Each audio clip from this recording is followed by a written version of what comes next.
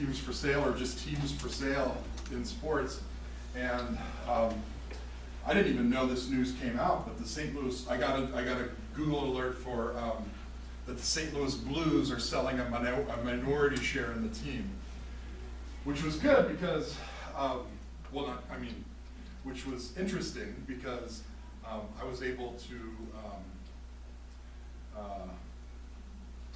lean on a relationship that I had developed over time with a guy named Chris Zimmerman, who's the president of the St. Louis Blues.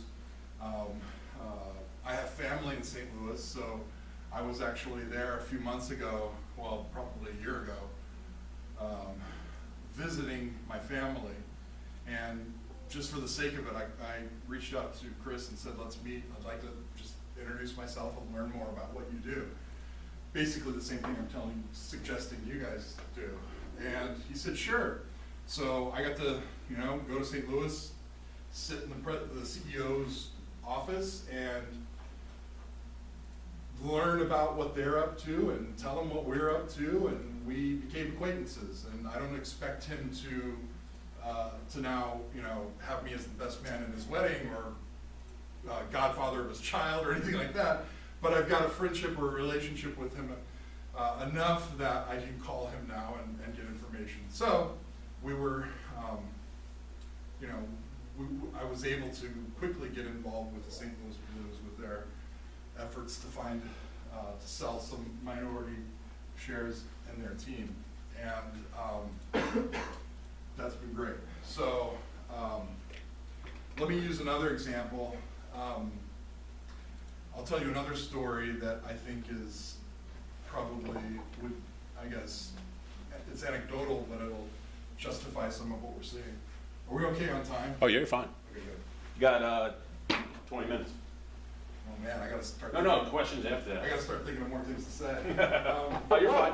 That includes run over time. Okay. Anyway, I get these contacts from students, college students, recent graduates, high school students who are doing these things that, and in some cases not doing these things that we're talking about. And I actually got,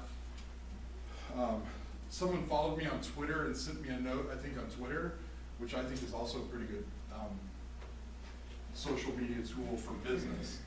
But anyway, he connected with me on Twitter. He said that he had just graduated from grad school. He had just gotten his MBA from a school in California, and he was having a really hard time finding a job. He wanted to work in sports. He played baseball in college, and baseball was his sport, but sports was his thing. So he was open to soccer or hockey or whatever. He was open to just getting a position in sports, and he was in LA. And so I said, man, you're in one of the best markets to try. I would say and Frisco is probably one of the best markets too. New York, LA, Frisco really are probably the top sports markets in the country. And at least for sports marketing people or sports management people. And so I said, what you should do is just find these people on LinkedIn, reach out to them, put a list together of 20 targets. And so he did. He put together 20 targets that was everything from the LA Clippers to the Ducks, Anaheim Ducks, UCLA Athletic Department, USC Athletic Department. He was a big MMA fan, and I said, well, contact UFC, they're in Vegas, that's close enough that you could go out there if you need to. Everybody, he put the Rancho Cucamonga Quakes, which is the single A team for the Dodgers on there. And I said, why don't you create this list of targets and reach out to them and just ask them to meet with you and go see them. And I think you'll be surprised that you'll get some decent response. And he did. He called me the very next day, the next night, I guess, Monday night, and said, I've got a meeting with the senior VP of the LA Clippers, the VP of marketing, guy who'd been there for 20 years. I got a meeting with these other three people. I think he had a meeting with the associate AD at UCLA, and I said, perfect. We talked about what to do on the meeting, which was ask the questions. What do you find in your best employees? What qualities do you think, what advice can you give me? We talked about all those questions that he needs to ask when he goes. And we talked about how he needs to present himself to them. And so we started going on some of these meetings, and not all of them went anywhere, but we kept trying. He got a meeting with the UFC. I think there's a guy named Mike Mossolder who just was in the news because he left UFC. He was, I don't know what his title exactly was, but VP of Global Partnerships, something like that. And he was just in the news because he took a position with a major esports organization. But this guy was able to get a meeting with him. I said, drive to Vegas. It's a couple hours. It'll be worth your time. He met with the president of the Rancho Cucamonga Quakes, and then I think about a month into it, he saw a post on Work in Sports that was for just an entry-level marketing position in the LA Dodgers, which was kind of his dream job. I mean, being a baseball guy, being a marketing guy, being from LA, I don't know that I could imagine a better place for somebody like that to work. And so it was kind of his dream job. But the problem is that when the LA Dodgers or Texas Rangers or Dallas Stars or Cowboys or whoever, when they post a position, an entry-level position online, they'll get thousands of resumes. And those thousands of resumes are all going to look very similar. They're going to have some internships, they're going to have some of the same courses that they studied in colleges and universities. They're going to have maybe the same entry-level positions or similar anyway, and it's going to be very hard to distinguish one person from another when you've got 1,000 people to evaluate. So the best thing to do is to try to get your resume closer to the top of the stack so that it's given at least a little bit more consideration than someone else. And if you come with some sort of a reference, and maybe not reference, maybe a referral is probably a better word, but if you come with some sort of a referral, you may be taken a little bit more seriously than one of your peers, someone who has very similar background to you, especially for more entry-level positions. You might be taken just a little bit more seriously, given a little bit more time for consideration than a peer if you come with a referral. So he met with the RC Quakes, the president of that team, and I said, well, why don't you reach out to, I said, I don't really know anybody with the Dodgers, I don't have any good relationships there, but why don't you call the guy with the Quakes, and they're the affiliate of the Dodgers, and see what he might know. And he's like, that's a good idea. So he did that. The guy with the Quakes said, I don't know this person, the head of the marketing department, but I'll be okay with sending your information to my contact and see what they can do. So that's what he did. To make this long story short, a couple of days later, he got a call from someone with the Dodgers, did a phone interview, was invited in for an office interview, and then a week or so later was offered a position. So I guess the moral of the story is you don't know who these people are connected to. And I remember using the example with the LA Clippers guy that he met. The guy was worked for the Clippers for 20 years, and I said, even if it's, he's got to know so many other people in the NBA, and probably all over sports, but in the NBA especially, because that's where he's been for 20 years.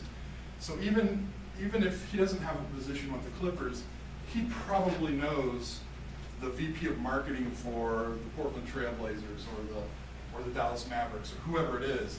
And so if you see a position with the Mavericks or the Milwaukee Bucks, you could probably send a note to this guy and say, hey, I found this position that I'm perfect for. I don't know anybody with the Milwaukee Bucks. Could you give me a reference? Is there anybody there you know? And hopefully he would be able to forward his information to them, which again would get him closer to the top of the stack of resumes. So these are, I guess, examples of the reasons that this networking that I'm repeating for Mr. Frederick and some of the other people that have been in here. This is one of the reasons that for you guys, I think this is great. And this again, I'll add that this is a tool that I still use a little bit differently than the way that I'm explaining it here, but it's still a tool that I use. I mean, I go to the winter baseball meetings every year, not just because I think baseball is cool and I want to see all the great vendor exhibits that they have there, but because, and I don't just go to the meeting and show up, or go to the conference, convention, whatever you want to call it, just show up and see what happens. I spend weeks before the convention calling team owners, calling team presidents, and asking them to give me 20 minutes in the hotel lobby to talk. Hopefully I can get more than 20 minutes once we sit down, but that's my objective, is really to just develop relationships with all these people who I know are all going to be in the same place at the same time. But this is us reaching out to different people, and we do it in hockey and football and everybody else. So, getting advice, helping navigate this world with people who have already been there and done it. And it's the gray hairs like me and Mr. Frederick and some of the others who have been in a lot of situations that I think you guys are going to find yourselves in, trying to figure out what's happening in school, trying to figure out the best direction to go, trying to make decisions related to your career paths. These are things that you're going to need advice on for the next 4, 5, 6, 8, 10 years. And then some of the advice you're going to get is going to change as you grow in your career. But these are all important, I think, for your future. I know that you've got an internship program here. Real world experience, I think, is very important. It's one thing to sit in a classroom and read from a book and hear from others who have been there. It's another thing to actually be there and experience it and see it. And I think you probably know, and I'm sure all of you are probably working with internships somewhere, I hope. But you know the pain and the headache that goes into figuring out a roster, figuring out how to schedule gymnasiums for basketball practice. I had to do that, it sucks. Yeah, and figuring out what happens when a bad referee goes rogue, or when a parent gets too frustrated with their coach. These are things that we just have to figure out how to work with. And in sports, I mean, I come from team sports, from minor pro team sports, and people don't think about, insurance, and I'm talking about fan safety, that type of thing. I don't know that you guys get into it, but I pay attention to, the extension of the netting at baseball stadiums that's past the dugout. So many people are complaining, but the reality is, it's not coming from the teams, it's coming from their insurance companies who are telling them to extend the netting beyond the dugouts. People don't think about those sorts of things, or the cost of hot dogs that are being sold. Hopefully, as you guys are learning more about the sports business, when you go to an FC Dallas game or Stars game or wherever, hopefully you'll watch the operation a little bit differently. You'll pay attention to the public address announcer and what they're saying. You'll pay attention to the announcements for groups. They'll say the Texas Rangers would like to welcome the First Baptist Church and the YMCA and the Boy Scouts of America. You'll pay attention to those things, because those are the things that matter in the business. Those are organizations that have bought tickets. You'll pay attention to the signs in the outfield, and you'll listen or watch the games on TV a little bit differently, and maybe pay attention more to the commercials, not because you're thinking about a product to buy, but because you're interested in knowing what companies are sponsoring or advertising in these sports or on these broadcasts. So this is where the real world experience, I think, comes into play, is that you'll understand that it's more than what you see on ESPN. That's the entertainment of sports. The business of sports is much, much different. So seeing the phrase, seeing the sausage be made, That's the ugly part, not the ugly part, but the less exciting part, in many cases, of sports that I think you'll get to see with your internships. What am I forgetting to talk about? There was something else that I wanted to talk about that I can't remember. I'll try to think of it, but I think it's probably better just to open it up for any questions or comments, suggestions. What classes should we take in college? That's what I wanted to talk about. I'm glad you brought that up. Perfect. This is my opinion, and you know what they say about opinions. Everybody's got one. I'm not a big fan of sports management programs at universities and colleges. I would much rather see someone who's studied business. If you want to be in the sports industry, if you want to be a sports marketing person, I would much rather see someone with a marketing and advertising degree than I would a sports management degree. I don't want to, at the same time, I don't want to knock those programs because I've been involved with the SMU program and several others, and they're teaching good things. I mean, they're teaching the right things about the sports business, but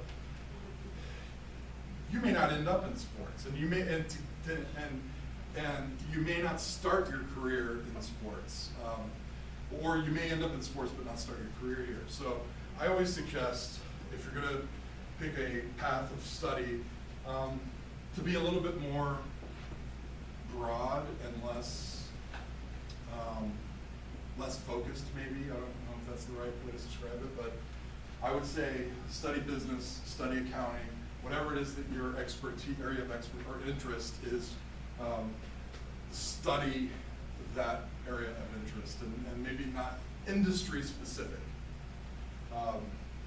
That's more for a graduate degree. If you decide to go to graduate school, then you could probably focus maybe a little bit more on hospitality or sports or fashion design or whatever it may be. So I suggest that, and this was a question that I remember specifically getting a couple of years ago when I was here, was about school. One of the things that I hated was math, and I still did. I mean, as a general rule, I could not figure out tangents and cosines and all the geometry and trigonometry. That's the first thing I forgot when I got out of school, intentionally. And so, but I still had to take math courses, or I guess they'd classify them as math courses in college. And I took I took a course called Social Statistics that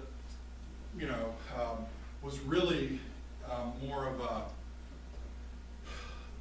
statistics and analytical statistics course where we were able to study. Students, if you will be attending Memorial High School next year, please make your way down to the auditorium at this